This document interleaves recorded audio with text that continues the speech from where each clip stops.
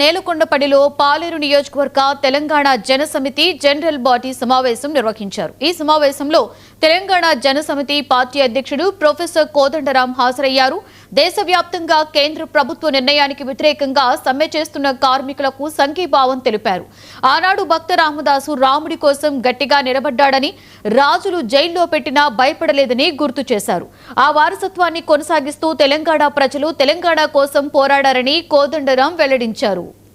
ఇవాళ దేశవ్యాప్తంగా కార్మిక సంఘాలు ఈ లేబర్ కోడ్స్ కు వ్యతిరేకంగా చేస్తున్న సమ్మెకు సంపూర్ణ సంఘీభావాన్ని తెలంగాణ జనసమితి తరఫున తెలియజేస్తున్నాం।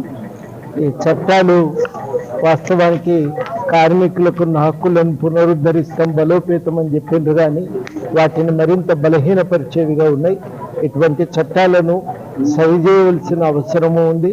దానికోసం కార్మిక వర్గం వెంట మా తెలంగాణ జనసమితి ఉంటుందని ఈ సందర్భంగా హామీ ఇస్తూ, ఇవాళ ఈ నేలకొండపల్లి భక్త రామదాస్ గారి నడయాడినటువంటి ప్రాంతం ఇది।